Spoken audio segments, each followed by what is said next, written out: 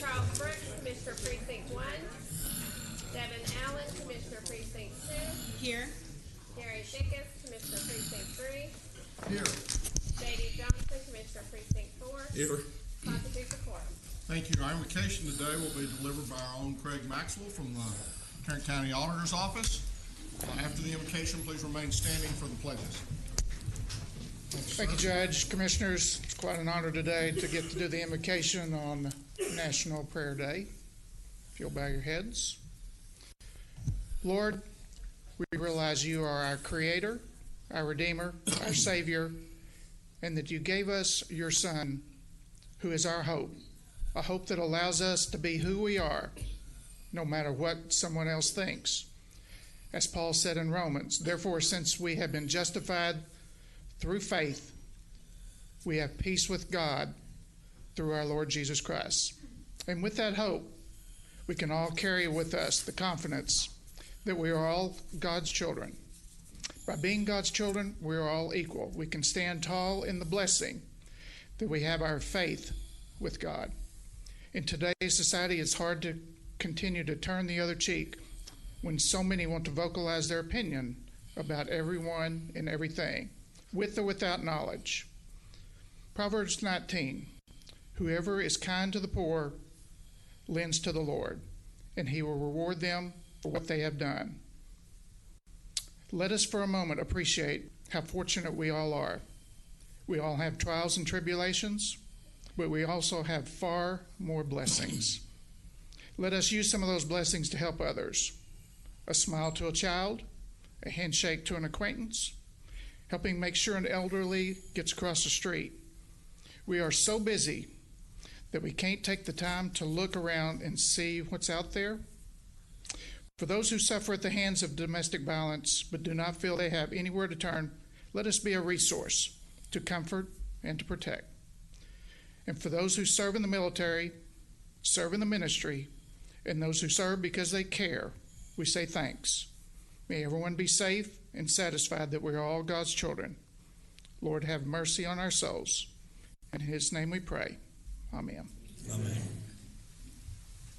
I pledge allegiance to the flag of the United States of America and to the republic for which it stands, one nation, under God, indivisible, with liberty and justice for all. Honor the Texas flag. I pledge allegiance to thee, Texas, one state, under God, one and indivisible.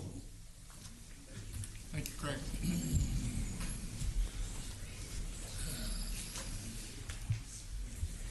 Agenda announcements, Mr. Mayes. Thank you, Your Honor. Members of the Court, we have two announcements this morning.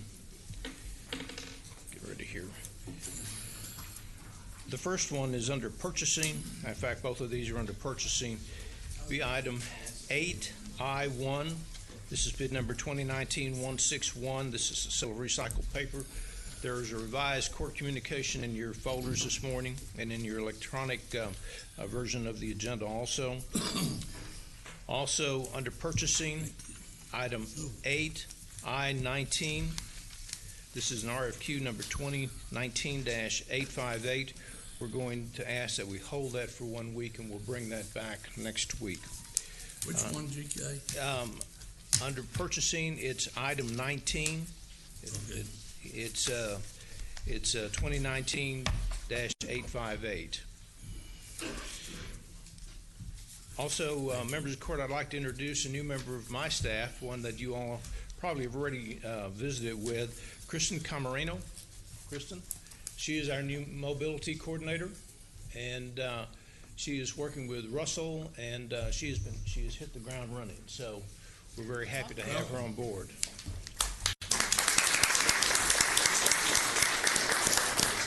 Then finally, members of the court, I'd like to remind you that next week, which is the first Monday in May, we have the Employee Appreciation luncheon or picnic outside. And Your Honor, you might want to mention the Peace Officer Memorial groundbreaking that'll occur at 2 o'clock that afternoon. What do you want me to mention about that? That it's going to be at 2 o'clock. Work with me, Judge. Yes, and where's it going to be? It's going to be on the west side of the historic courthouse. Okay. Do we need to repeat that? Thank you, Mr. Manius. Thank you, Your Honor. Yes, I do want y'all to all remember that and kind of put it on your calendar. We're very excited about that. We're going to get that started, and we'll do the groundbreaking again, as was just said, 2 p.m. next Tuesday afternoon, west side of the old courthouse.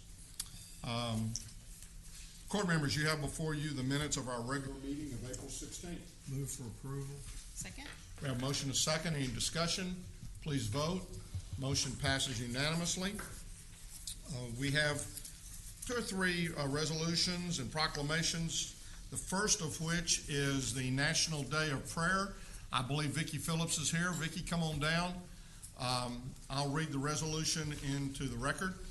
Whereas in 1775, Continental Congress proclaimed a National Day of Prayer, which was designated a time for prayer and the forming of a new nation. They stated faith and prayer were fundamental to the formation of our nation, giving strength, wisdom, and peace to mankind. And whereas on March 30th, 1863, President Abraham Lincoln signed a congressional resolution calling for a day of fasting and prayer during the Civil War.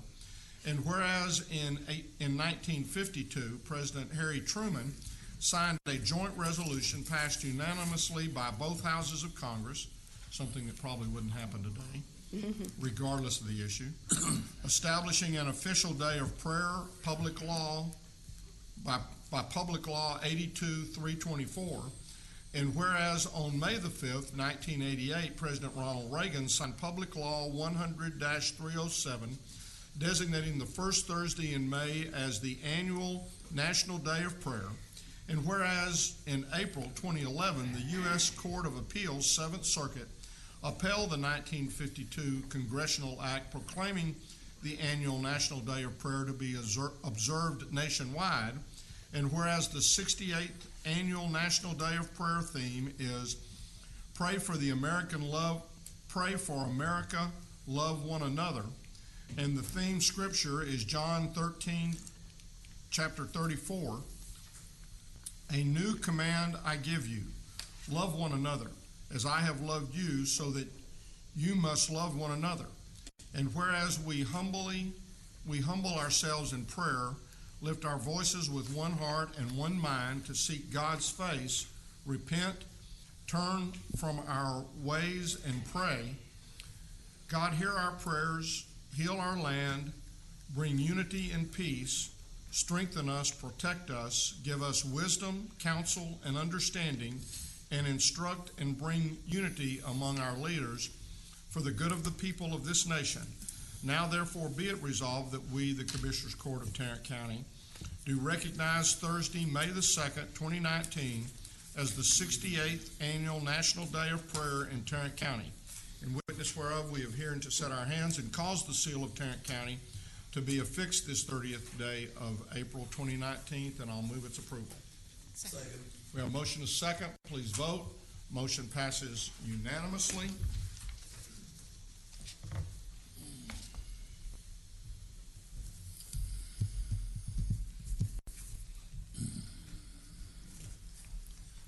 Thank you so much.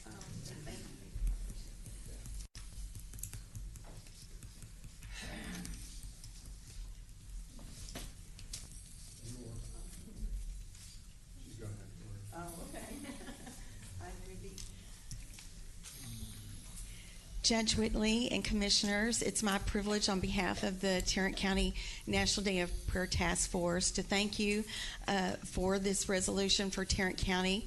As the resolution stated, this next Tuesday will be National Day of Prayer.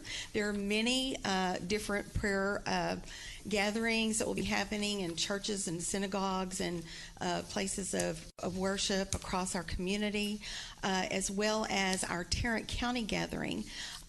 We do the Tarrant County gathering because it's one time a year when people can come outside of the walls of their different denominations and their different churches and all come together, hold hands as one, and say, we're going to come in unity and love for one another before the throne of God and ask God to protect our community. And so it's a very powerful day, and I really would appreciate everybody's involvement. The Tarrant County event has been moved from Burnett Park because they're predicting rain across the street to St. Andrew's Episcopal Church. How can we complain? A few years ago, we were praying for rain, right? So anyway, y'all come on out. It starts at 11:30, and it's over at 1:30, and there's something for everybody. We have for children, people of all ages. And as you stated, the theme this year is love. And I thought it was very interesting that this week we had a story in the news about a lady by the name of Lori, who belonged to a synagogue in California, and she was in her synagogue worshiping on Passover, and she did the greatest act of love. She stepped between a bullet that could have hit her rabbi. And so we all need to think about what is our part that we can do as citizens of Tarrant County to show love to one another. Thank you. Thank you very much for coming down.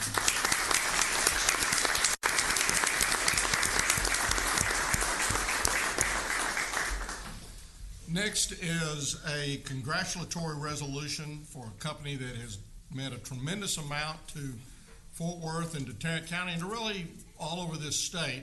Friesen Nichols is celebrating their 125th anniversary. I know that you've got folks with you. Bob, come on down, bring your folks down. I want to read the resolution into the record.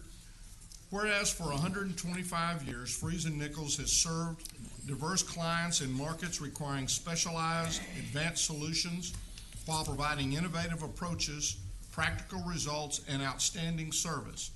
And whereas Friesen Nichols was established in 1894 by John B. Hawley, joined by Simon Fries in 1927, and Marvin Nichols in 1928, thus becoming Friesen Nichols.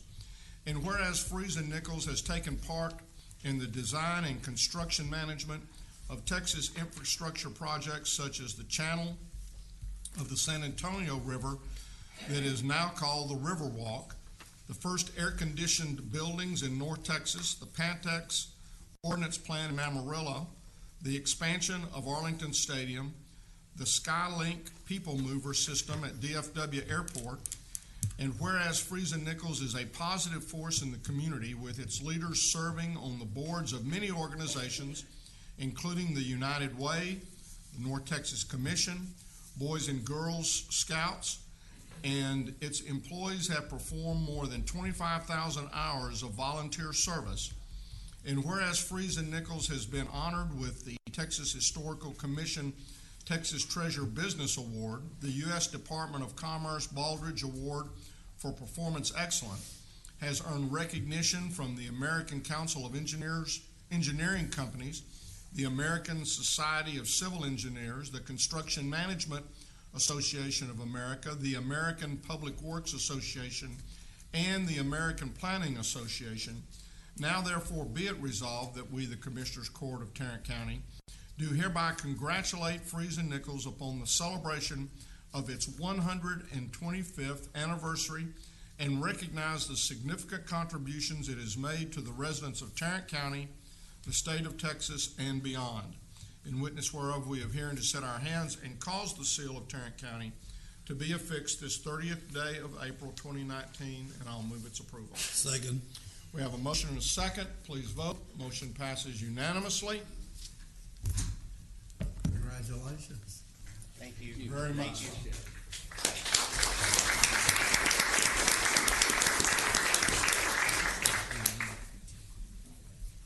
Y'all have done so much, not only for this community, but really for the state and beyond, and we really can't thank you enough.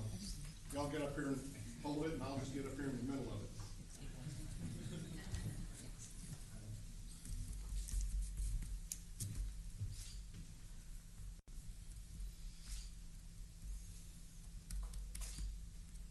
Stories over for you. Y'all are welcome to make any comments you like. Thank you. We'll let Brian. Brian?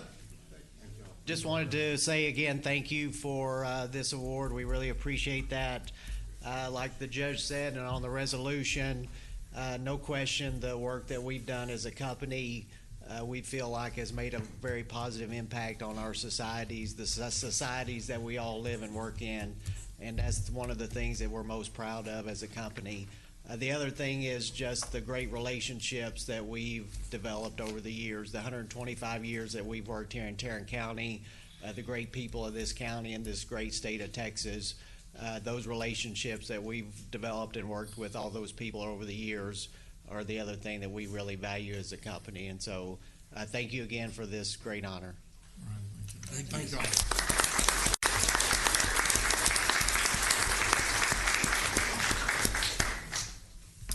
Next, I think we have a proclamation from Commissioner Allen. Yes. First, it's good to be back. I'll talk more about that later. Good to have both y'all back. Yes. And this is obviously more of a sobering topic, but one that I know that the court has recognized before for Sexual Assault Awareness and Prevention Month. Whereas Sexual Assault Awareness and Prevention Month is recognized during the month of April to raise visibility about sexual assault and share how it can be prevented, whether that's through evidence-based sex and health education, learning about developing healthy relationships, understanding consent, or bystander intervention. And whereas 2 in 5 women and 1 in 5 men have been sexually assaulted in their lifetime. And whereas every 98 seconds, another American is sexually assaulted. And whereas nationally, 63% of rapes or sexual assaults are not reported to law enforcement. And in Texas, 91% of Texans did not report their rape or sexual assault to law enforcement. And whereas in the state of Texas, there remains an estimated 2,138 untested rape kits. And whereas the theme of this year's Sexual Assault Awareness Month campaign is I Ask, to champion the power of asking for consent, and that's a concrete example of what it takes to end sexual harassment, abuse, and assault. Now, therefore, be it resolved that we, the Commissioners Court of Tarrant County, join advocates and communities across the country in taking action to prevent sexual violence, and do hereby proclaim the month of April 2019 as Sexual Assault Awareness and Prevention Month in Tarrant County. And further, we reaffirm this county's commitment to supporting survivors, strengthening the laws that protect individuals from sexual violence, ending the rape kit backlog, and acknowledging that justice delayed, justice denied. In witness whereof, we have hereunto set our hands and caused the seal of Tarrant County to be affixed this 30th day of April 2019. Oh, and I move for approval. I'll second. We have a motion and a second. Please vote. Motion passes unanimously. Thank you very much. I think you're going to hear more about this. I don't want to steal the thunder of our criminal district attorney, but as we move forward, I think you're going to hear more about it. And I think, to her credit, she's going to step it up, and we need to do that. Thank you. Commissioner Johnson, I believe you have a resolution. I do, Your Honor, for Texas AgriLife Extension volunteers. If you would read that into the record, please. Whereas citizens who volunteer their time provide service which cannot be measured in terms of dollars, their dedication to making this community a better place to live is the foundation of economic development, environmental stewardship, and healthy living. And whereas Tarrant County's Extension Volunteer Force is a great treasure with 1,357 volunteers last year who donated over 67,000 volunteer hours, which is the equivalent of an additional 32 full-time employees. And whereas volunteers can connect with the community service opportunities of Tarrant County's AgriLife Extension as master gardeners, 4-H adult leaders, program area committee members, Texas Extension Education Association members, master wellness volunteers, and leadership advisory board members. And whereas Texas A&M AgriLife Extension relies on dedicated volunteers who serve as program area committee members who design, develop, implement, and evaluate educational programs to help the people of Tarrant County have a better life. And whereas Letta Phillips is a longtime supporter of youth and horse programs, serving as an exemplary member of the Extension Horse Program Area Committee, and has served as treasurer on the executive board for the past 18 years. And whereas Ms. Phillips' dedication and unwavering commitment have ensured that thousands of Tarrant County youth have learned more about horses through the annual Horsorama event, Black Stallion Literacy Program, and Horses to Schools event. And whereas Letta Phillips Ride for the Brand, no matter what the task, no matter what the issue at hand, Letta responds with a smile and helping hands to ensure a positive outcome. Now therefore be it resolved that we, the Commissioners Court of Tarrant County, recognizes Ms. Letta Phillips and all the dedicated Extension volunteers for their service to the people of Tarrant County in honor of National Volunteer Month.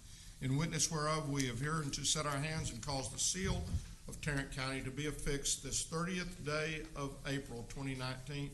Move for its approval. Second. We have a motion and a second. Please vote. Motion passes unanimously. And we have the following individuals present to accept the resolution. Robin Hall, Interim Director of AgriLife, and Letta Phillips, volunteer with Extension Horse Program Area Committee. If y'all would meet me down at the podium.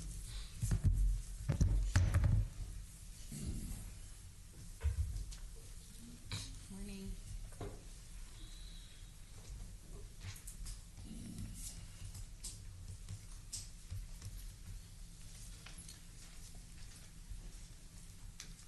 Let me present this to you and thank you for all that y'all do. We appreciate it very much.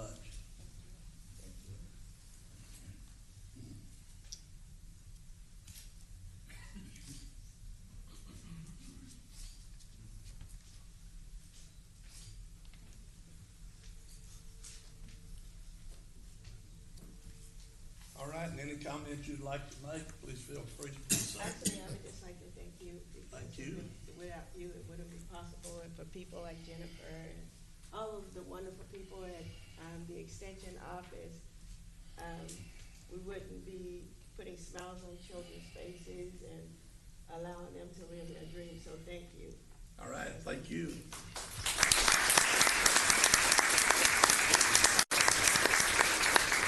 Judge and Commissioners, I also want to thank you all for the support you give to the Extension Office.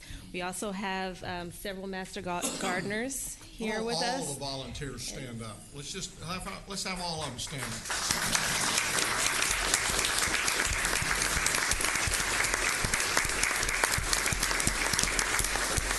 Thank you all volunteers for the hard work you put in. Y'all are the difference that make the difference in Tarrant County Extension.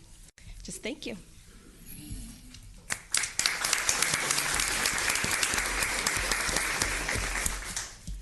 Just a couple of other things. Not this Thursday, but next Thursday, May the 9th, we'll have our Senior Synergy event at Will Rogers.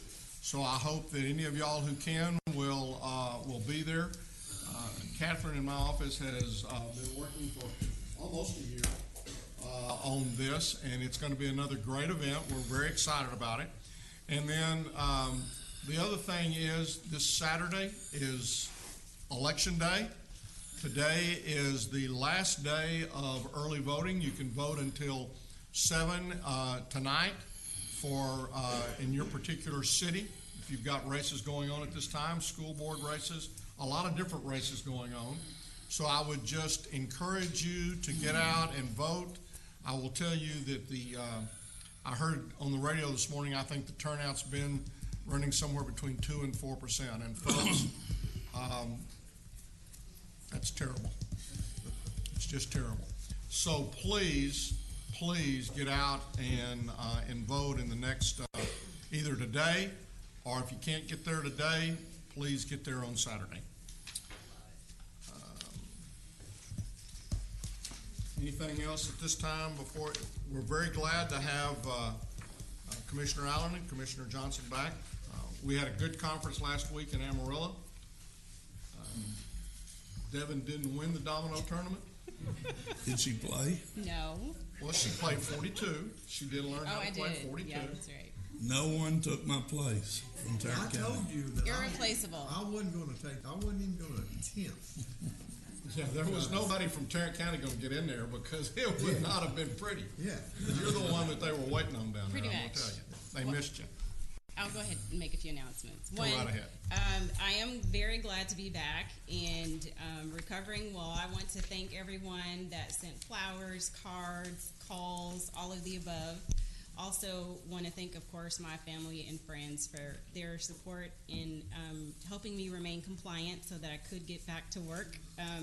We've had a good few weeks since I've been back in the office, including hosting a Vote Center Town Hall, which I know that all of us up here have hosted town halls, or either working on the effort as we're evaluating going to this Vote Center model.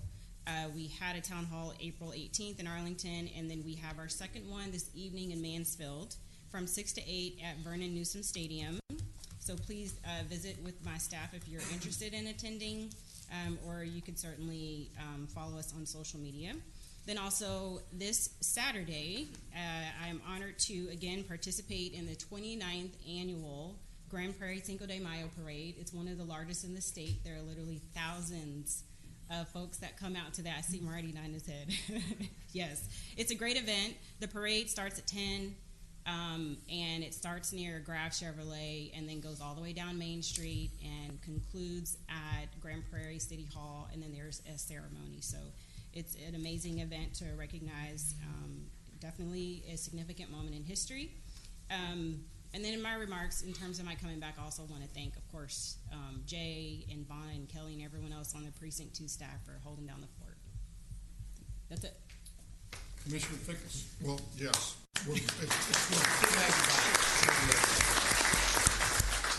We have a voting center public meeting on Wednesday night at the Northeast Courthouse at 645 Grapevine Highway. And is it 6 o'clock? When does your 6, yeah. 6 o'clock. And this was to make up for the almost rain. Well, we delayed it, but Yeah. the rain didn't show up a couple weeks ago. So, but we're excited to do it, and hope we have a good turnout. So, Court Chicken member? Little. Yeah. Court members, you have before you the consent agenda. move approval of consent agenda. Second. We have a motion to second. Please vote. Motion passes unanimously. Mr. Manius? Thank you, Your Honor. We have one item to bring to you this morning. Ms. McMillan is going to present this item.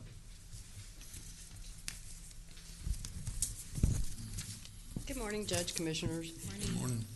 Earlier this month, we brought to you a request for tax abatement for a project with Winner LLC, doing business as Facebook. In order to meet the growth demands from the current site, they are considering expansion of its data center footprint to an adjacent site in the Alliance Gateway area. The planned expansion includes a finish out of a portion of the existing data center that is on that adjacent site and the addition of a new 91,000 square foot data facility.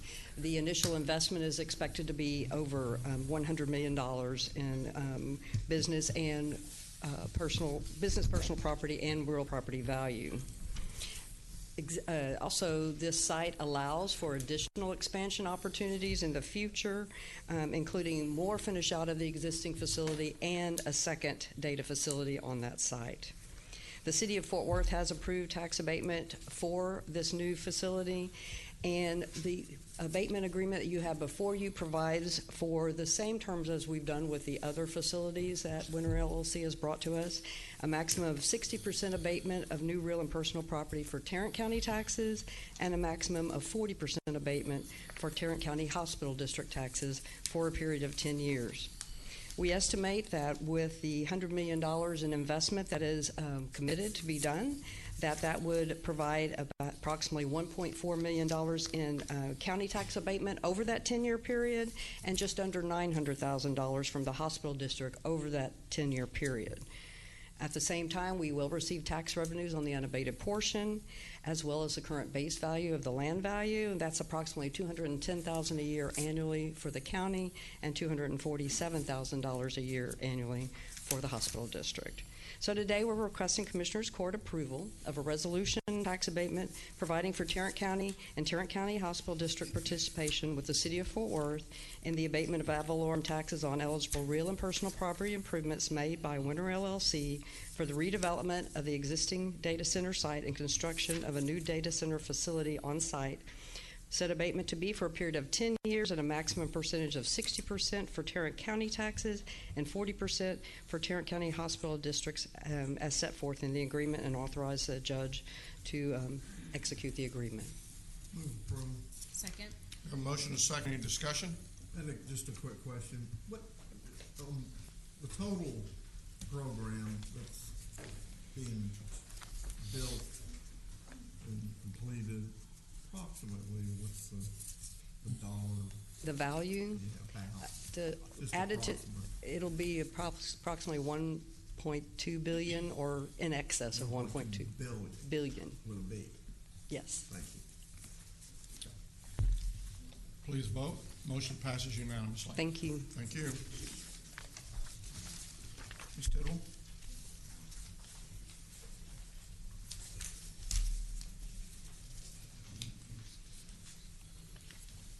We have two items for the court's consideration this morning. The first is approval and release of depository collateral in the amount of $10,001,000 as outlined in your court communique. Move approval. Second. We have a motion and a second. Any discussion? Please vote. Motion passes unanimously. And our second item is we're seeking the court to designate a depository for the county. We received two bids, Bank of America and J.P. Morgan. The two primary differences in those bids was the earnings credit rate. We currently have a rate with Chase, J.P. Morgan of 2.45, which they are continuing to use the same formula that leaves us at that same rate, and the Bank of America proposed a rate that calculated out to 2.00. That's a significant difference in cost to the county for banking services and potential loss of future earnings interest revenue, the lower rate. The other issue that is that they're not able to meet all the stated requirements in the request for application, because their comment was that they could not commit to the collateral requirements of the U.S. government agency securities for at least 50% of our deposits. They proposed a 100% Federal Home Loan Bank letter of credit. And we did, a couple of years ago, this court decided to accept 50% of our deposit collateral requirement as a letter of credit from the Federal Home Loan Bank. We could accept 100%. The Public Funds Investment Act certainly allows that, but we made the decision at that time that we felt more safe with a mix of a letter of credit and the full faith and credit securities, and so Bank of America is not able to do that. Chase is still proposing a 50-50 split on our depository collateral. So it is my recommendation today that we award our depository agreement to J.P. Morgan Chase. The other piece of that is the county clerk and district clerk registry funds. Bank of America did not propose, and so we're also recommending then that J.P. Morgan Chase be the depository of record for the trust and court registry funds for both the county and district clerk. And those officials have been involved in this evaluation. Move approval. Second. We have a motion and a second. Any discussion? Please vote. Motion passes unanimously. Ms. Glenn?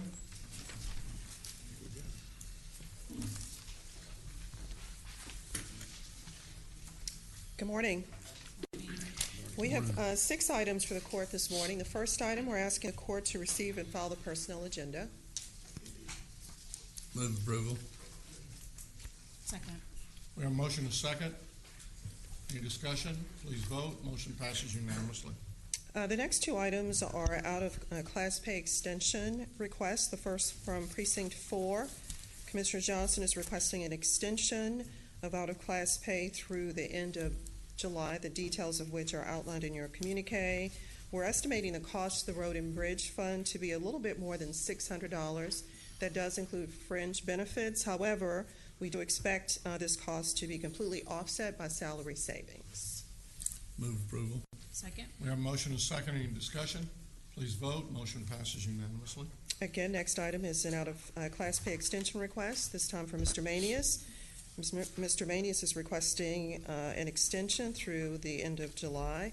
We're estimating the cost to the general fund to be a little bit more than $1,100. That does include fringe benefits. Again, we are expecting the cost to be completely offset by salary savings.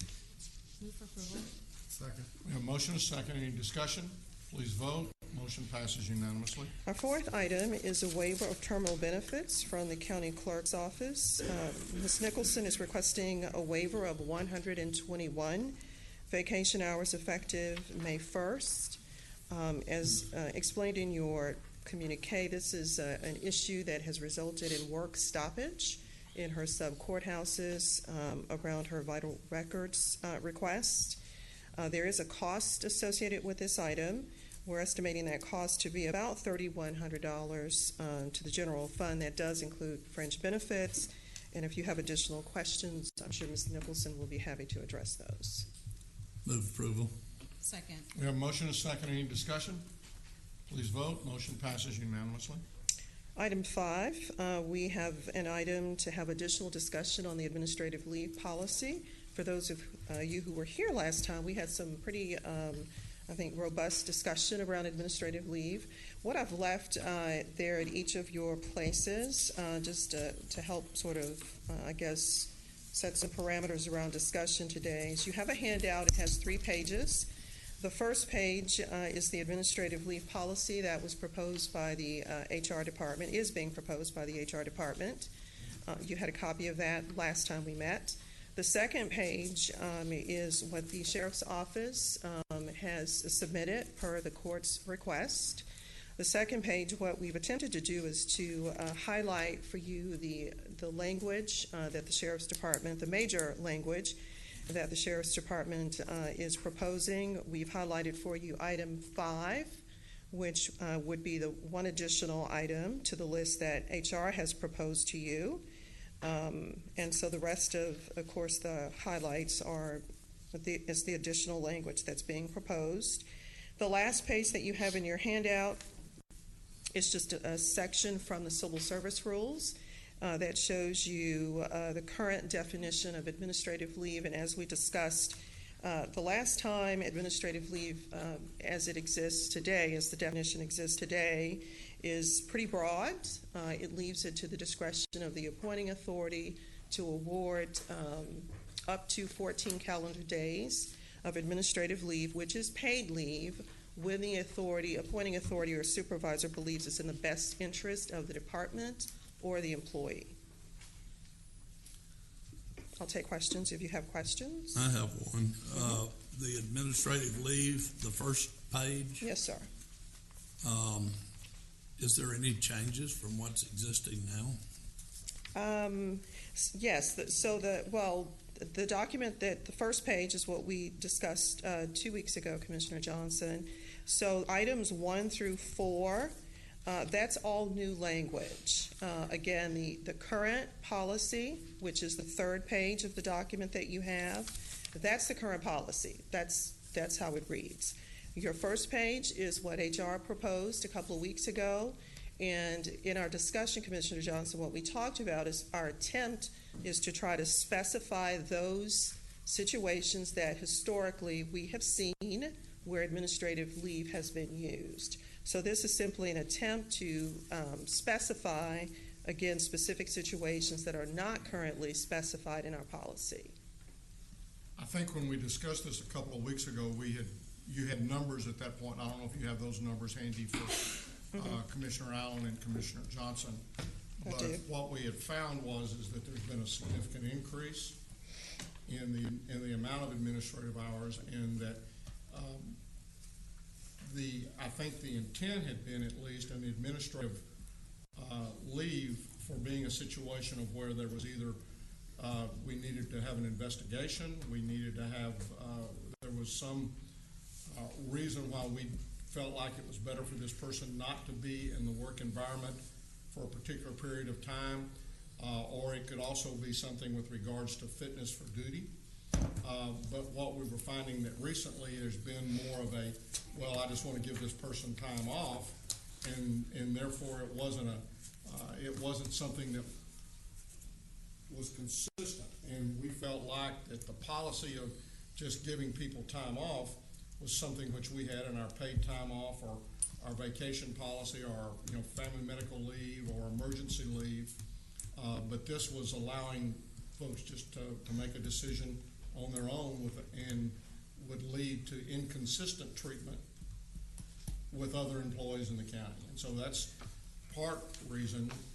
I will tell you that when we asked Ms. Glenn to go back and review this policy, again, my hope was that we were going to be able to get to a point to where when someone was put on administrative leave, that there might be instances when that would not be paid.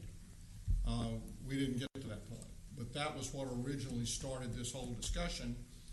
But when we looked at it, what we found was there was some inconsistencies within, especially the last couple of years, where we were having a lot more administrative leave given just because somebody wanted to give somebody time off, as opposed to any kind of a disciplinary action or something along that type of lines. You're talking about time off with pay?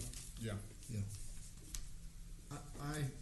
If I recall, when Robin was sitting back there with her calculator, that we found out that yes, we had significantly more people, but 25% less hours.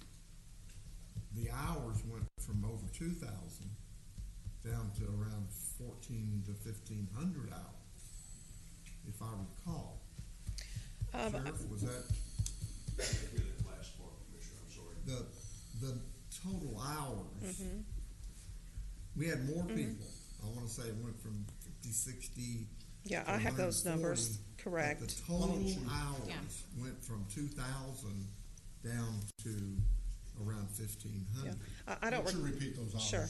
So what I have here, Commissioner Fick, is these are numbers back to 2015, and these numbers are employees, the number of employees who were granted administrative leave. This is from 2015. So in 2015, we had 44. In 2016, we had 40. 2017, 46. 2018, 126. 2019, and of course that was as of 2 weeks ago. This number was as of 2 weeks ago, and it was 125. And again, those are the number of employees who've been granted administrative leave, and this is countywide. We're not talking about any specific department, it's countywide. Now, to your point, Robin did do an average of hours. The hours. She did. She's not here today, unfortunately, and I don't have that reflected in my notes. My recollection is, Commissioner Fick, is that there wasn't a significant increase in the number of hours. I think it was either even or less. There was a decrease in the hours. And I think what I recall is in the past when you had the low numbers, those people were being put on administrative leave for a week or 2 weeks, and now you significantly increase the number, but the hours have gone down per person have gone down on average dramatically, and that goes back to the fact that we've gone from it being something that's disciplinary or time for a fitness of duty type situation to one where we're just letting people off for a half day or for a full day, for a couple of days, for whatever reason that particular department head or official wants to let them off for. How many departments are participating in this?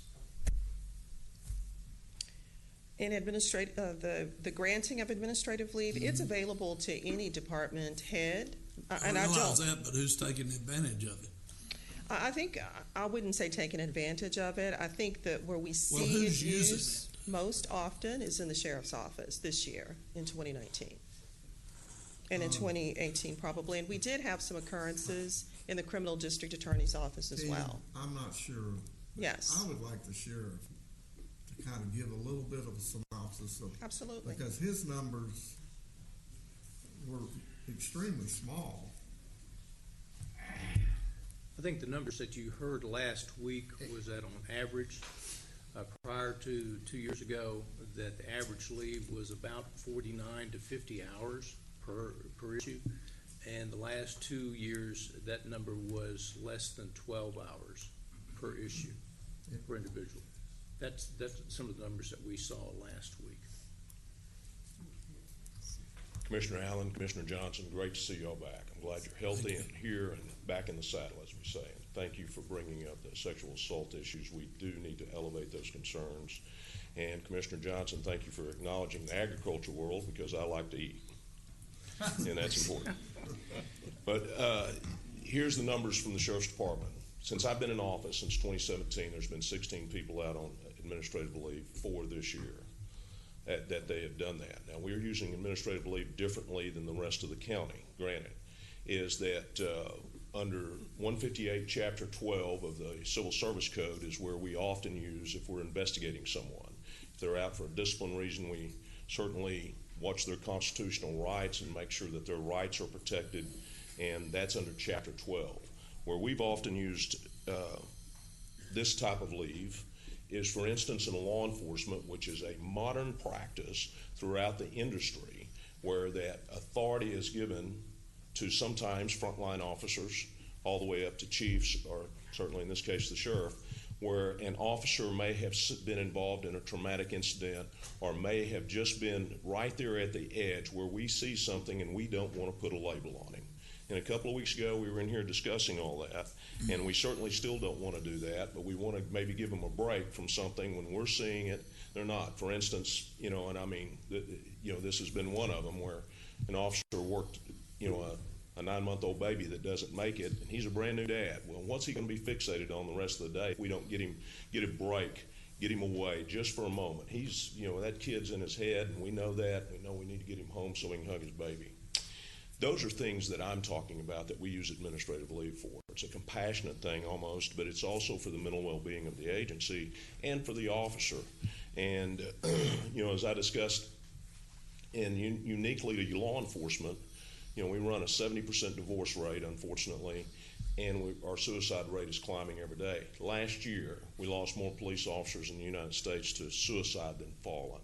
So I think it's a unique area in which people see things and do things and are part of things where the sergeant on the scene or our lieutenant on the scene, or even up to me, is able to say, hey, we've got to take a break. You need to go see your family.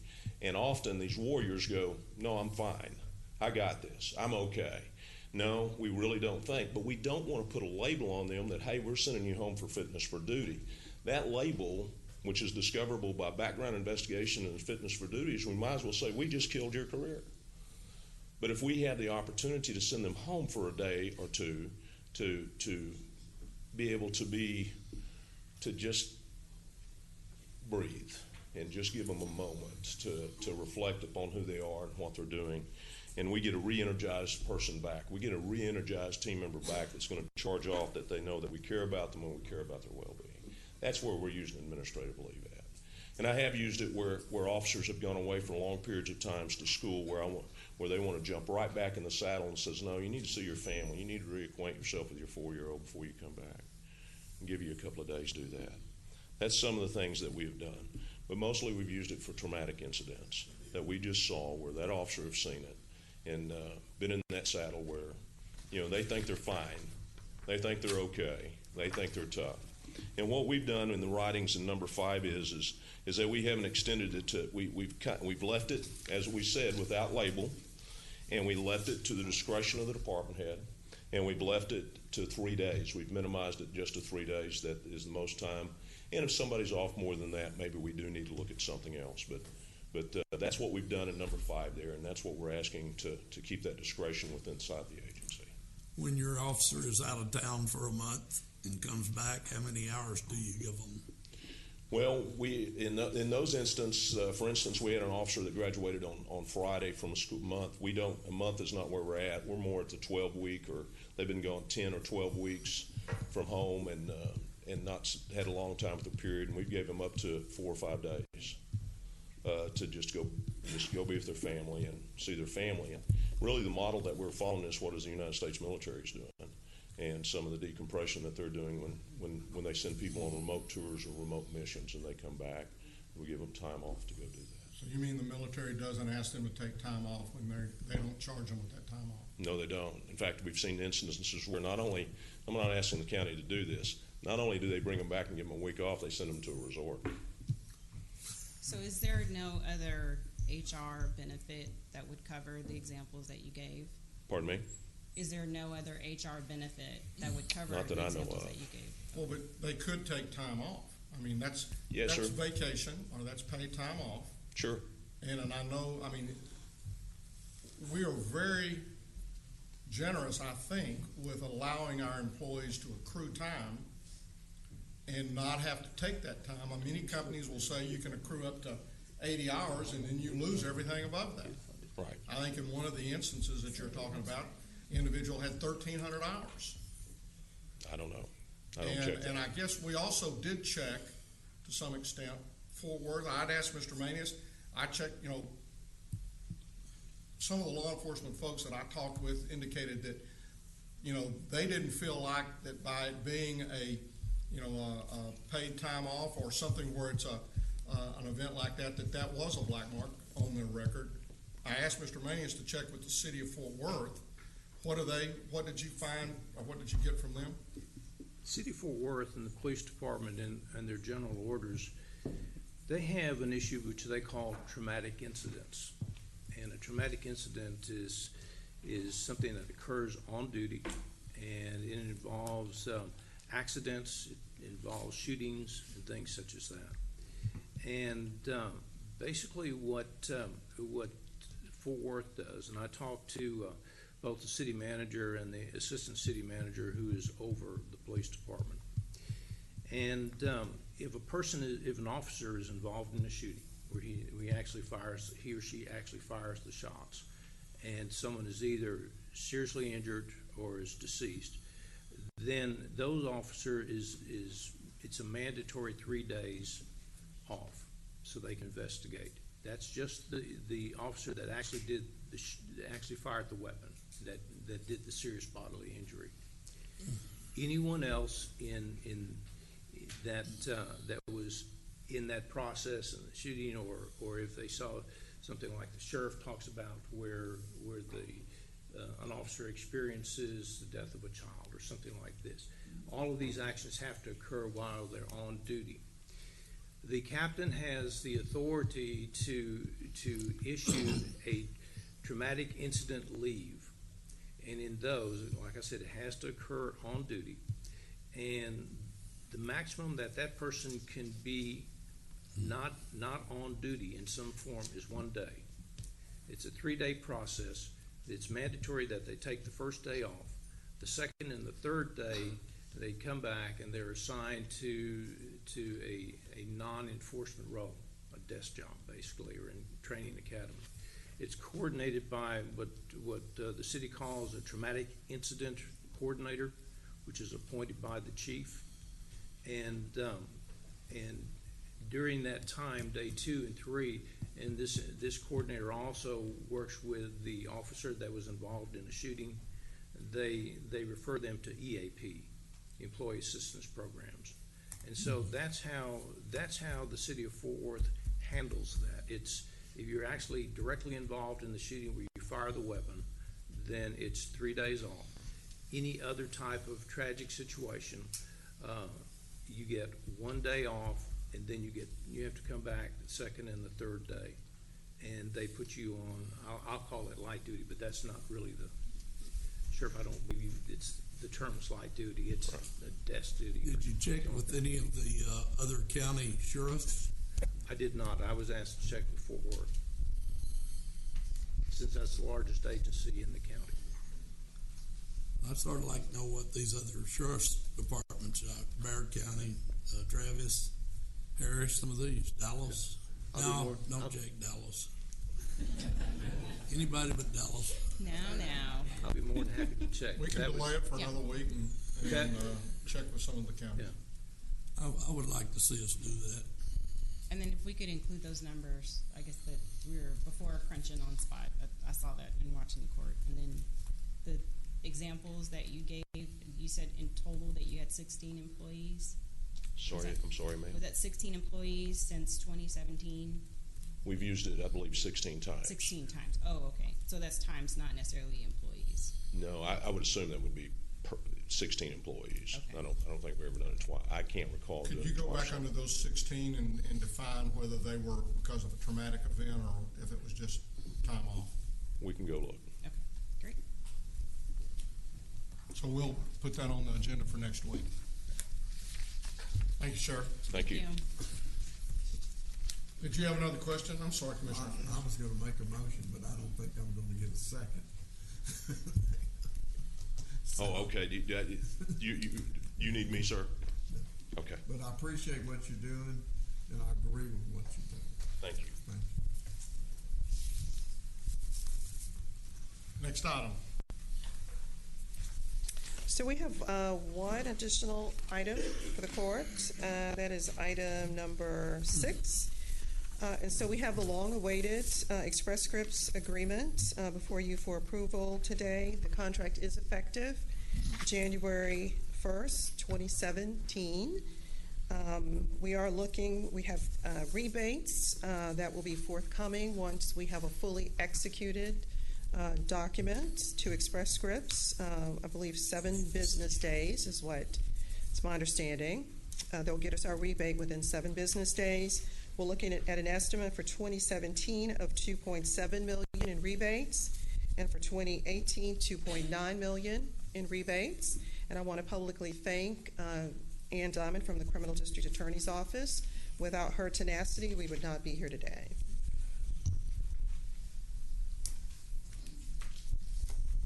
I'll move approval. I'll second. We have a motion and a second. Any discussion? Please vote. Motion passes unanimously. Thank you. Thank you. Get the check. Vinny.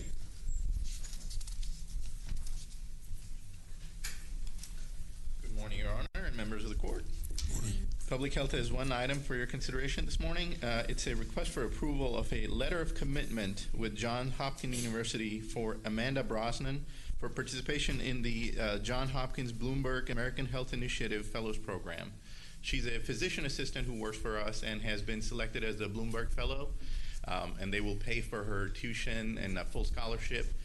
She'll be enrolled in a Master's of Public Health program. She'll be, working with us and, studying after hours and completing the program. The letter of commitment is that we will work as a collaborative side, let her do a project and so forth, and, report that back to the school. Move approval. Second. We have a motion and a second. Any discussion? Please vote. Motion passes unanimously. Thank you. Thank you. Mr. Beecham.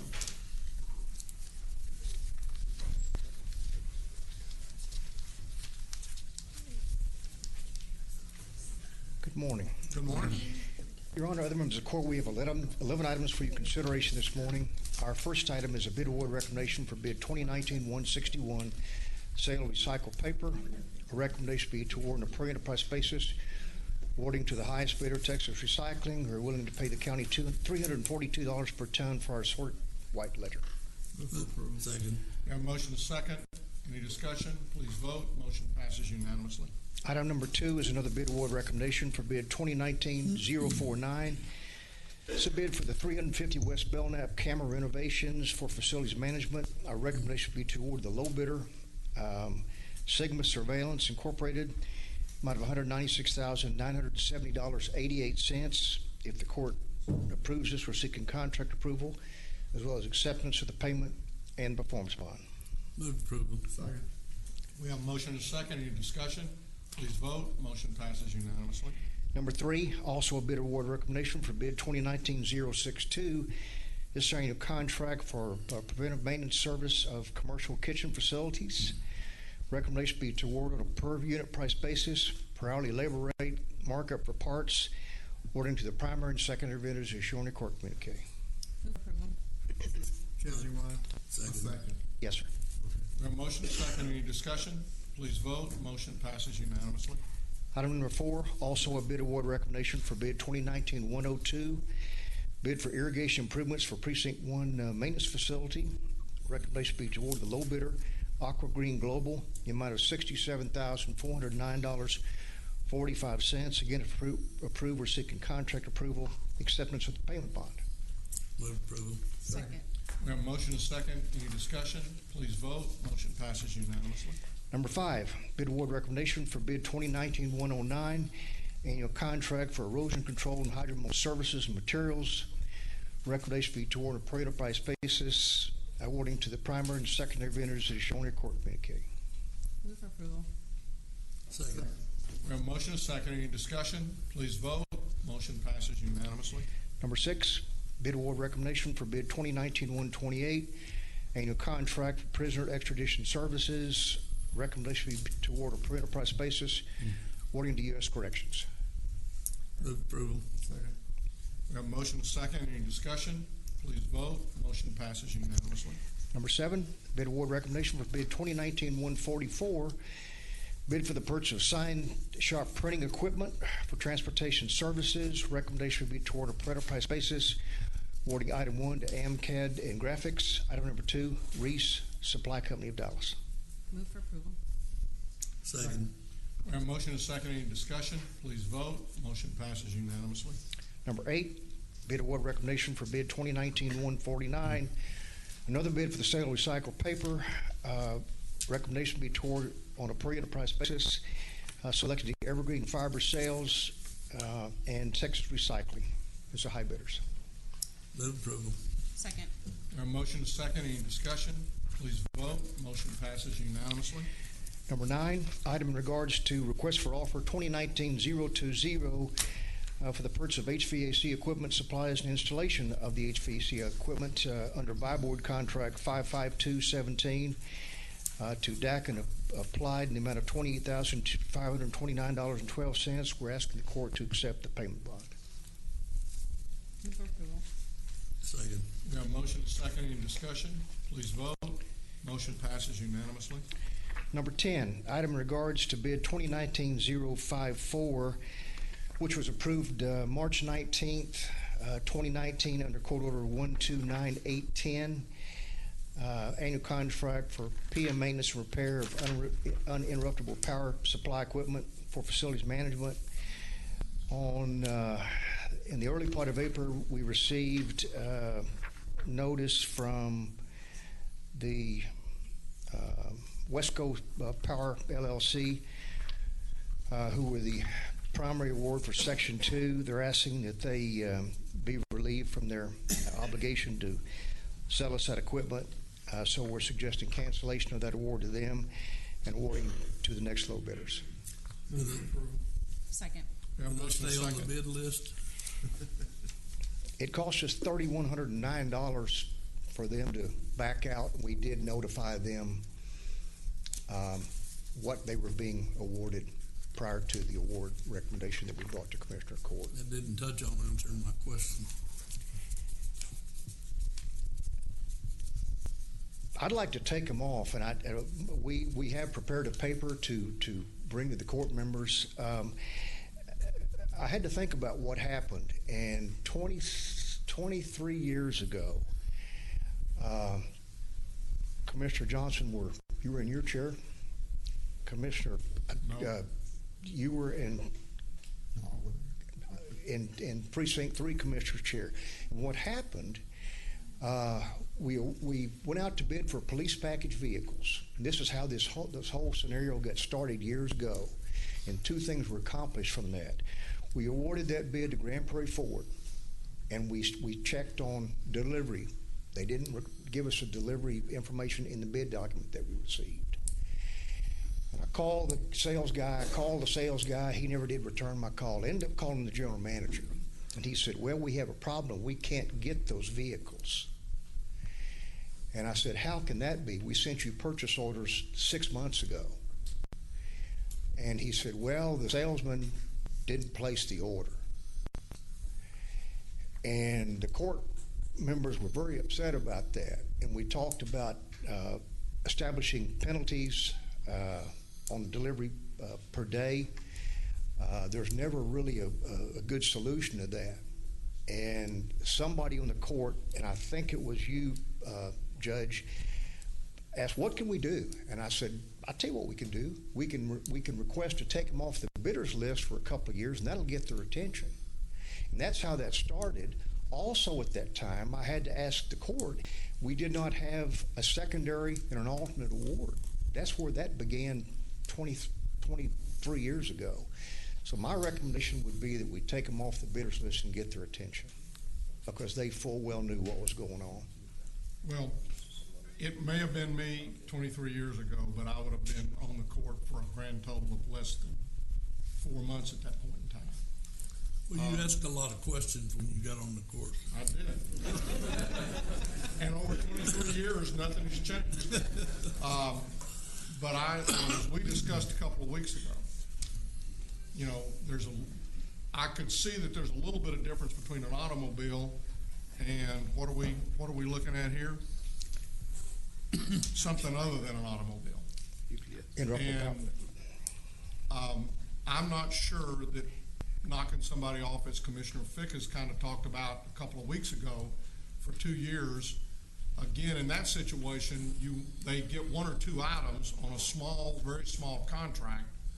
That may be something where they do need to say, and I'm trying to encourage people to be willing to bid on government contracts. And most of the time when I try to talk to somebody about why you didn't bid, they say because of all the damn red tape that I have to go through to bid on any kind of contract. And so I want us to address this policy. I think we asked you to take that to your purchasing board. I don't know that you had a chance to do that yet.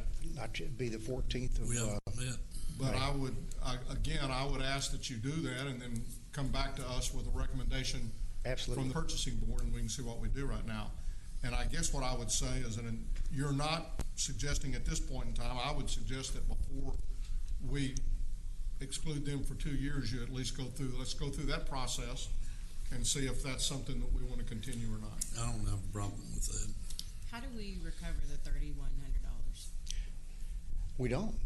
How did you calculate the 3,100? It's a difference between the price that the secondary vendor bid and the initial guy. There is a federal debarment, and I've got to say that we don't do this often. We really don't. It's minute in the grand scheme of things, with all the bids that we bring to Commissioner's Court and all the items that are awarded. But we do take them case by case, and because of the conversation we had the last time we talked about this, we chose not to make that statement today, but it's on my agenda for the purchasing board to talk about on the 14th of Jack, May. my problem was what Glenn brought up, which where you have multiple items, you have 40, 50 items, and you want these bidders to bid each individual item, and then you cherry pick the low bid, okay?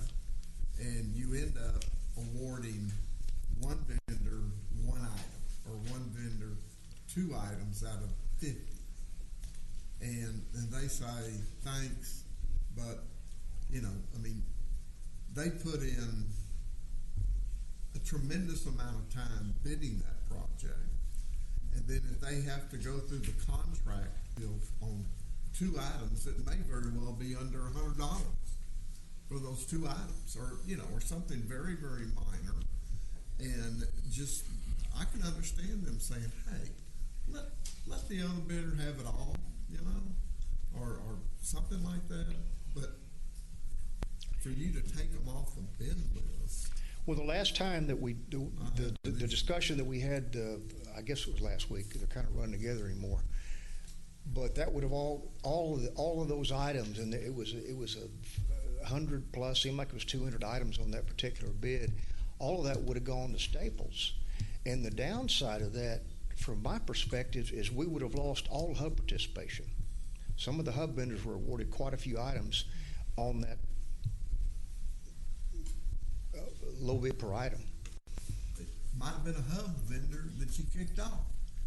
Okay. Well, don't know. But sure, I'm just saying it isn't all black and white. Okay? Thank you. We need to do the last one? Yes, sir. Number 11. Did we vote? We hadn't voted on this yet. If there's no further discussion, then please vote. Motion passes unanimously. Number 11, last item. Item in regards to bid 2019-154, bid for the purchase of a tactical vehicle. We are recommending cancellation of the only bid that we've received, which is a no bid, and seeking permission to rebid. We were notified by a couple of vendors that they actually failed to remember the date that the bid was due, so I think we'll get some bids next time. Move approval. Second. We have a motion and a second. Any discussion? Please vote. Motion passes unanimously. Thank you. Thanks, Scott.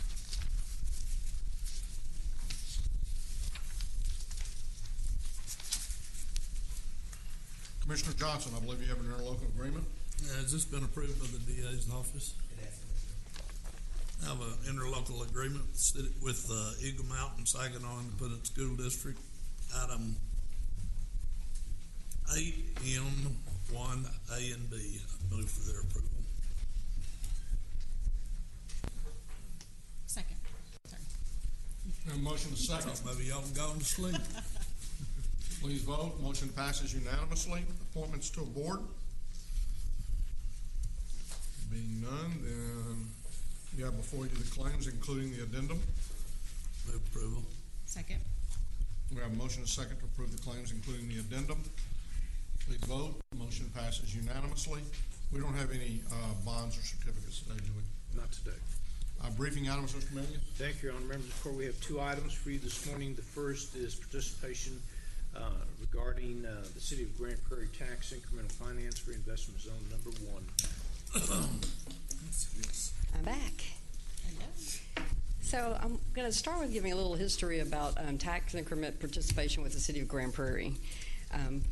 Back in 1999, the City of Grand Prairie actually came up with, it approved 3 tax increment financing districts. Number 1 was solely in Dallas County along I-30. And then number 2 and 3, number 2 is all in Tarrant County. It's the I-20 corridor TIF district, and we were participating in that. And number 3 was a peninsula TIF that was a portion of Dallas County and Tarrant County along Joe Pool Lake, and we participated in that TIF. All of these were 30-year TIFs. TIF 2, the I-20 corridor, that TIF actually closed out in 2014 after 15 years.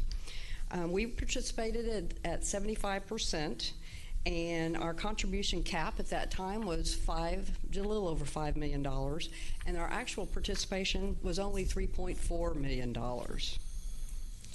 And the reason that TIF closed is because all the projects were completed, and it just got completed quicker. Then TIF number 3, the Peninsula TIF, it started again in 1999, and it was completed in 2010, so only 11 years did we participate.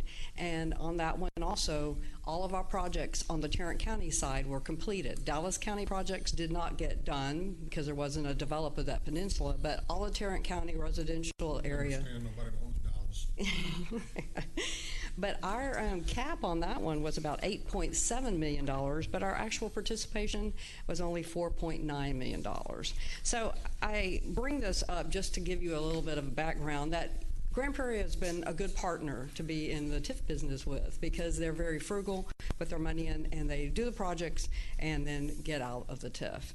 So, but today they're coming to us because TIF number 1, which started in 1999, was due to expire soon. Last year, the City of Grand Prairie, they approved the extension of this TERS, and they expanded the boundaries. They expanded it to include 8 development areas, including an area on the west side of 360, that's in Tarrant County, which includes the existing Riverside Golf Course. A development team with Viridian Development, directly adjacent to that site, plans to add hotel, convention space, and multifamily uses to this location. So in order to assist with that development, Grand Prairie is now asking us to participate in just the Tarrant County portion of that TERS.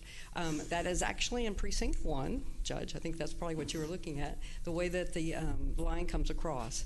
As you will see when they make the presentation a little bit, just a small area on the south part of the TERS is in Precinct 2, and that land area is actually part of the city's land that they own for their development down there, where their senior center and all of their municipal buildings are located just west of 161. I'm gonna go back to what Commissioner Fickus asked me a few minutes ago. Was Because it in precinct in 1999, it was in precinct 3. Well, as I told Commissioner Allen when we briefed her on this, I wanted her to know about what was going on because it could be back in her precinct at some point in the future. This new part was in precinct 3 until 2011. After the last census, it got changed and it got taken into precinct 1. It was originally, I think, in precinct 3, and then it went to precinct 1. So. Well, we're just talking about what's on the west side of 360. Correct. That The golf served course as area. a lake more than it did as a golf course. So I'm going to go ahead and have Marty Weeder. Marty is the Economic Development Director for Grand Prairie, and I'm going to have him come forward, and they're going to make a presentation, and we'll answer some of your questions on the location. Marty, by the way, is the finest economic development director in Tarrant County. Yes, he is. Except when he's in Dallas. Except when he's in Dallas. Why, thank you, Commissioner. And then also Ellis County sometimes, because we also are there. He is in Johnson another County. one of those folks Thank you. that Tom Hart stole from. Yes. Thank you, Judge. It's my honor to be with you guys. Thank you, Lisa, for the lead-in. Out of respect to you guys, I'm going to move quickly. She's covered a good deal of what I was going to share. What I would really stress is we've had individual meetings with Commissioner Allen and Commissioner Brooks about the specific project that David Pettit with David Pettit Economic Development is going to come up and share with you about. But the focus I want to leave you with is it's regional in nature. It's a road project, and we would invite you guys to consider partnering up with us. David?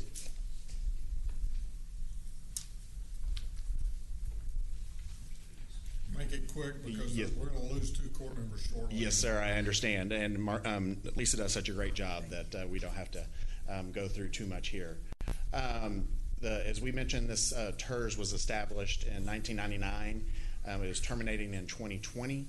It was 4,468 acres to encourage development along the I-30 corridor. It was only in Dallas County.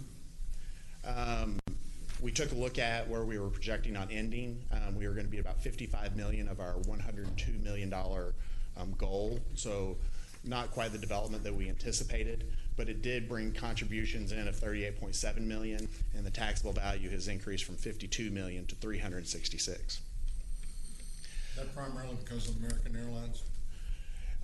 It's primarily due to a number of different projects that are around the Verizon Theater. You're familiar with the process about how we amend. So the city has taken the liberty to amend and add 20 years to the participation for their participation. And of course, any additional taxing jurisdictions requires an interlocal to do so.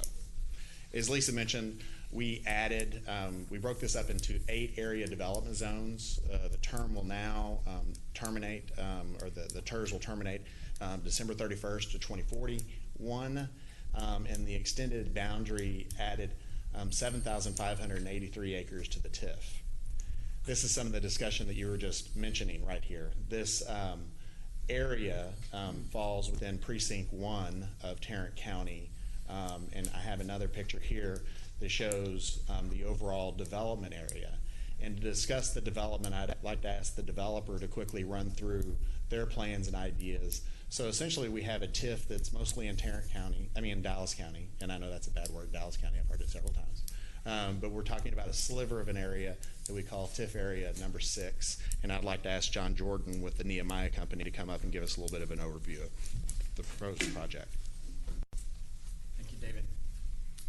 Judge, thanks for your time today. TIF Area 6, TIF number 1, as you said, is Lake Riverside Golf Course. There is a... And just go down for those slides. Okay. There's approximately almost 16 acres of outside of floodplain developable area there. We're partnering up with a hotel developer that I'm sure you're familiar with, is building currently on near I-20 there in Arlington. The Patel family, it's Q Hotels. We're intending to put a hotel there and a multifamily site and potentially a standalone spa type commercial. That also will be connected by a bridge is what we're planning to over to the Viridian community. So it should drive a considerable amount of kind of high-end support into that area. We're expecting to be able to tie in with all of our park systems and all that there as well. In order to do this, we will require an on-ramp, off-ramp off of 360, which we've already been discussing with NCT COG. That's on the next couple of slides. There we go.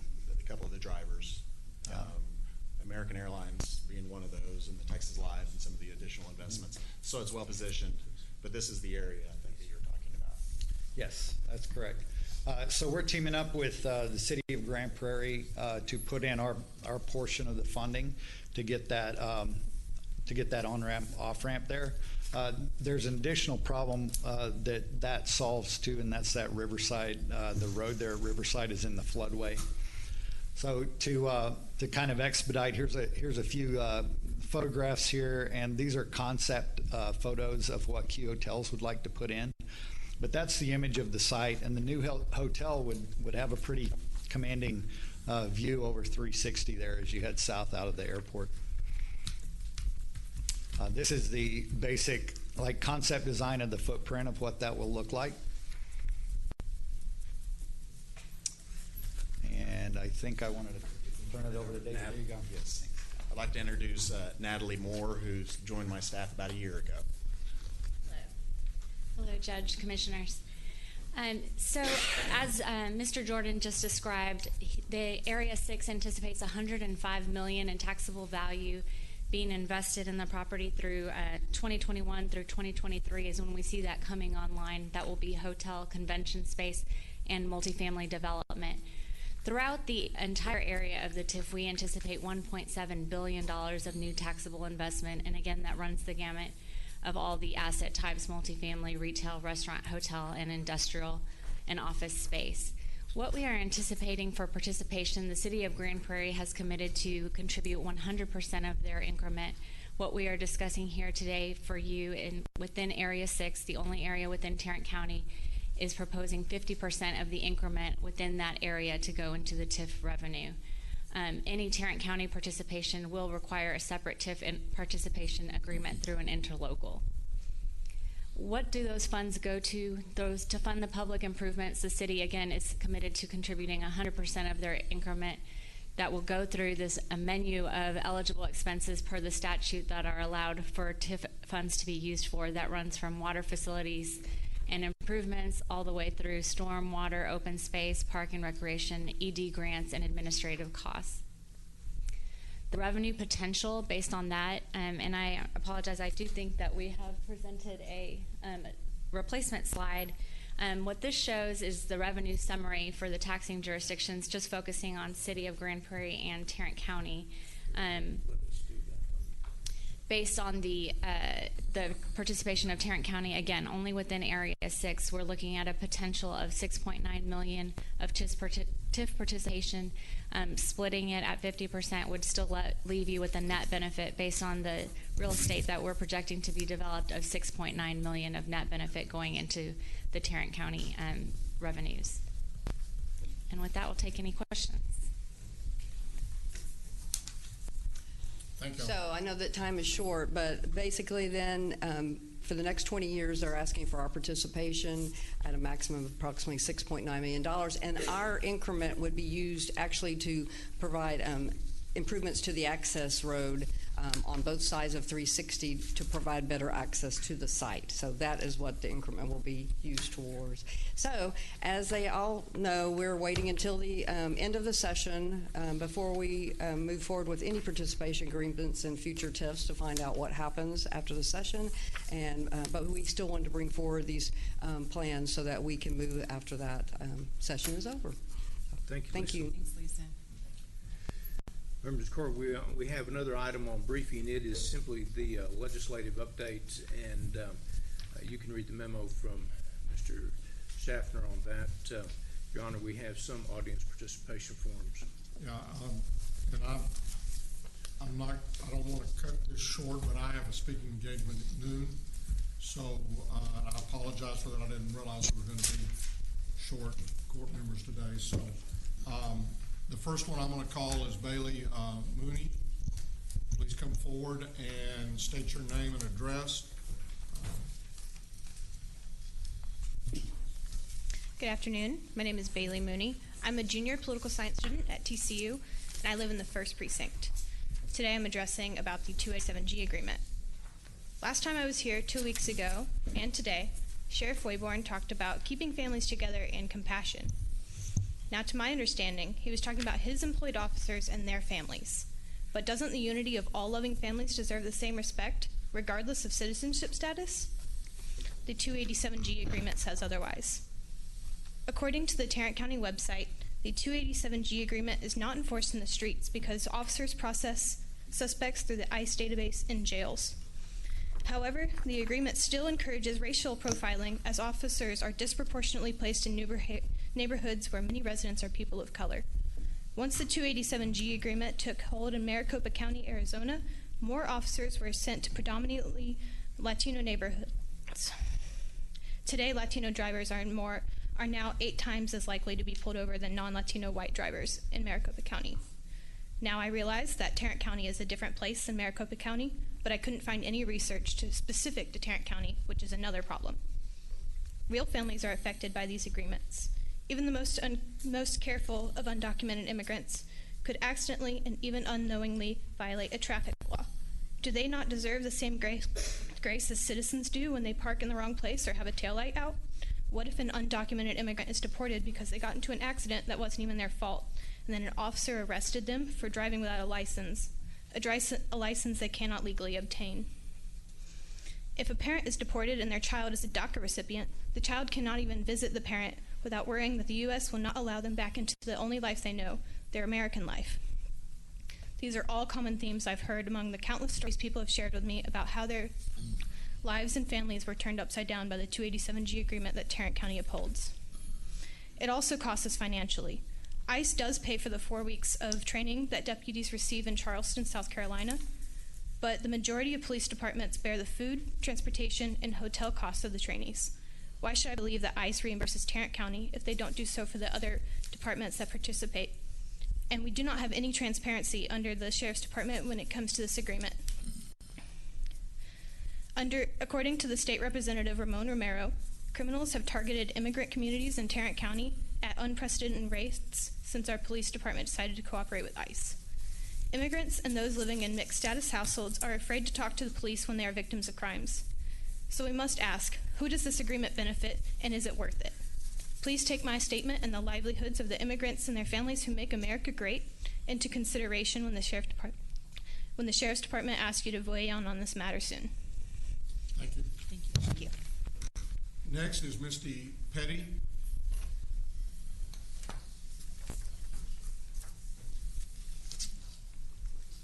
Good morning, Judge and Commissioners.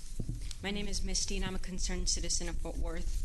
I'm here to voice my opposition to 287G. Since its inception in 2017, it has done nothing but bring terror and suffering to our communities. We can agree that our immigration system is broken. Please listen to this story. My mom is a Fort Worth teacher who teaches elementary school. In kindergarten, she had a student enter the classroom without a dad. His name was Luis.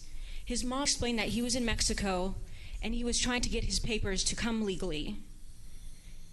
One day in class, Luis came up to my mom excitedly in his little six-year-old voice and said, "Maestra, teacher, my dad's finally going to come. He's going to be here." But time passed, and his dad didn't come.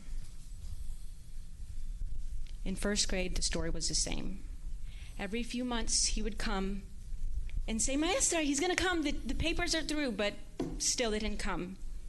In second grade, my mom loved her students so much she decided to loop up with them again. She called them her eaglets because she raised them to spread their wings, take off from their nest, and reach their dreams. But it's hard to focus on school when you miss your dad. Finally, at the end of second grade, his dad came to pick him up. It was very emotional and there were lots of tears. But he spent these critical developmental years without his father. There was so much stress and pain in that household that mother had to raise that child on her own and his siblings. Even now, though he's been back for several years, he's in middle school. The family still hasn't recovered from the separation. Her mom says she would not wish this on her worst enemy. This is a picture 287G is creating. But instead of knowing, families that get deported don't know if they'll ever see their mothers or fathers or sisters or brothers ever again. Can you imagine going years not knowing if you'll see your families ever again? Our government is supposed to serve our communities, but instead it is only sowing seeds of anguish and strife. When research indicates that undocumented immigrants are a net benefit to our economy, they contribute billions in taxes each year to programs they don't even benefit from, and they have lower crime rates than the rest of our communities, there is no reason why we should be forcing them to live in fear. Undocumented immigrants are human beings. They deserve a dignified life. They deserve a chance at freedom, and they deserve a chance to be considered human. Please remember Luis and his family when the vote for 287G comes up. Thank you for consideration. Thank you, Misty. Mimi Platt Zimmerman.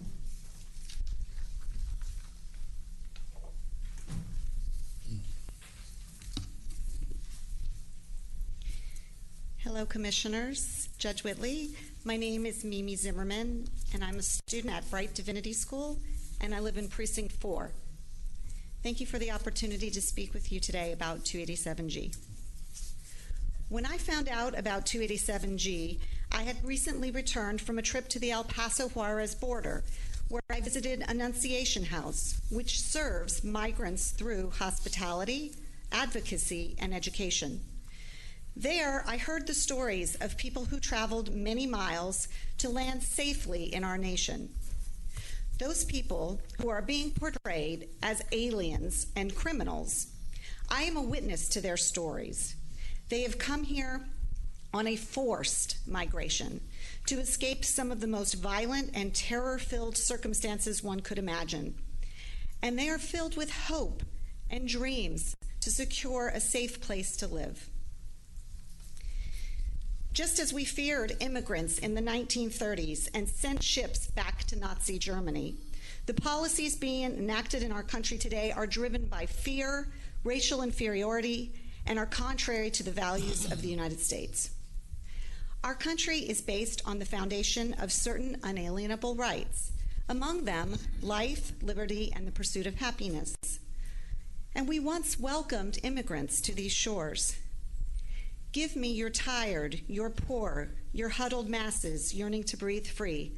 This might sound familiar. This was written by Emma Lazarus many years ago and is permanently engraved on our Statue of Liberty, representing our nation's pledge: one nation, indivisible, with liberty and justice for all. It is our job as citizens to keep our politicians accountable to these words of the founding leaders of our country. Yet policies such as 287G are doing all they can to block basic freedoms and human rights. 287G targets Latinos for racial profiling, including sweeps in Latino neighborhoods. Under 287G, Latino drivers and passengers are 10 times more likely to be stopped than non-Latino drivers and are arrested for traffic violations for which non-Latino drivers receive only citations. Once arrested, ICE makes it near impossible for these folks to make bail, violating their constitutional rights by unlawfully detaining them. I know this because I just lived through this with a friend who was detained for no apparent reason for 6 months, spending his birthday in a detention center. 287G began quietly in Fort Worth, the only major city in Texas to have this program. The lack of transparency about the program leads folks to wonder why it was brought to our city. When I asked a room of 30 religious and civic leaders in Fort Worth how many of them had heard of this program, only 2 raised their hands. This country was founded on fundamental ideals and principles, built on a moral and religious foundation. One such religious ideal that ought to guide us is the notion that each person is created in the image of God, and they deserve to be treated as such. In addition, we are commanded to love one another and to show hospitality to the stranger numerous times in the Bible. The key text is Leviticus 19:33. When a stranger resides with you in your land, you shall not oppress the stranger. How does 287G show hospitality? How does it welcome the stranger? As you deliberate the renewal of 287G, it is imperative that you keep our laws and policies consistent with our most deeply held national and ethical principles. Thank you for your time and consideration. Please remember my statement when the 287G agreement comes up for a vote. Thank you, Amy. We have Charles Hines and I believe it's Cindy Mata who have filled audience participation forms and do not wish to address the court but oppose the 287G.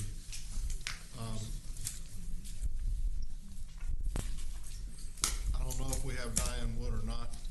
Sheriff, this is not on the agenda and we can't respond to their deal.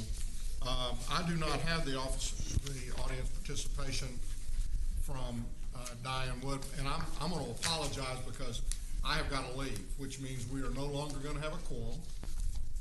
We can do one of two things. If we need to have an executive session, and if the two of y'all will still be here at about 1:15, we can come back into session, and we can either then hear Diane Wood, or we can, if she wishes to speak at that point in time, or we can go into executive session. We are not going into executive session today. Okay, then is Ms. Wood here? I believe she left already. I think she had to leave. I think she's planning on. She wishes to also oppose 287G. And so with that, and with the fact that we're not going into close, then we stand adjourned.